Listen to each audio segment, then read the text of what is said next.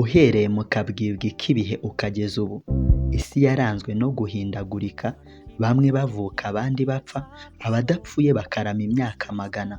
None ubu impuzandengo y'uburame ni imyaka 40. Uwabayeho igihe kinini yitwa Metusela, yabayeho imyaka 969. None ubu iyo tugendeye ku mpuzandengo y'uburame, uwabayeho igihe kinini ni imyaka 70. Bamwe babishingiyeho baravuga ngo turye tunywe n'ubundi nta jana.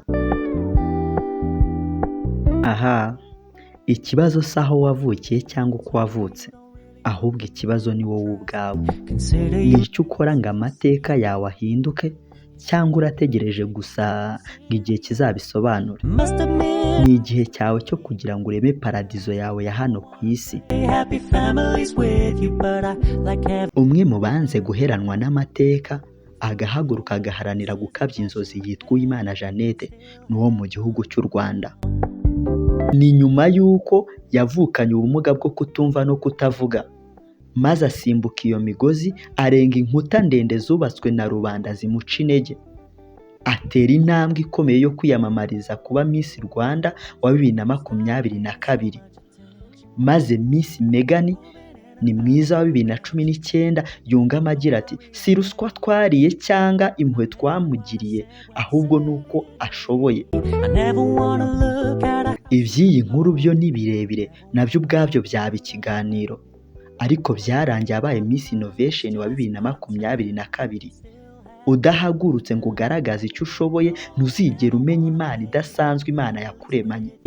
Haguruka ugaragaze icyo urusha abandi. Muri uwo mujyo, Claudio Vieira de Oliviera ku myaka 7 gusa byari bihagije ko mama wamuha amasomo y'ibanze, maze ubuzima bwe bukomereza ku ishuri, aho yarangije mu ishami rya accountant muri university ikomeye yitwa State University of Feira do Santana. Maze mu mwaka wa 2000 atangira kuvuga imbwirwaruhame zahinduye imitima ya benshi, byose bikagendana n'imiterere ye ndetse n'amagambo atyaye yuje ubwenge yavaga mu kanwa ke. Zimwe mu nkuru ushobora kumva zikakuriza kandi uri umuntu w'umugabo n'iya Claudio irimo. Ni gute umuntu ufite amaboko afatanye n'igituza, akagira umutwe ufatiye ku mugongo, akagira amaguru ahinamiranye agendesha amavi, abasha kwandika igitabo? Kuko mu mwaka wa 2016 yashyize hanze igitabo kivuga ngo What is the long way around? Kandi nyamara wowe ufite ingingo nzima kandi ziri mu mwanya wa nyazo, nta n'ikarine ugira wandikamo. I'm sorry kuvuga ukuri gukomeretsa, ariko nyine mpari nk'ijwi rivugira abababaye.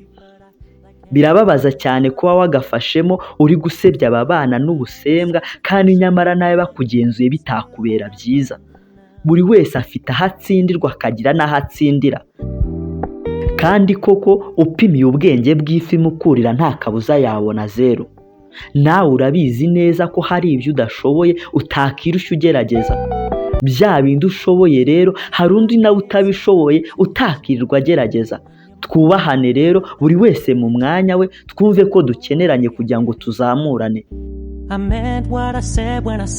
Nibyo, sima yonyine ntiyashobora kubaka inzu, ariko iyo ufashe ibindi bikoresho bikenerwa kugira ngo inzu yubakwe ukabishyira hamwe na sima, nta kabuza iyo nzu irubakwa kandi igakomera.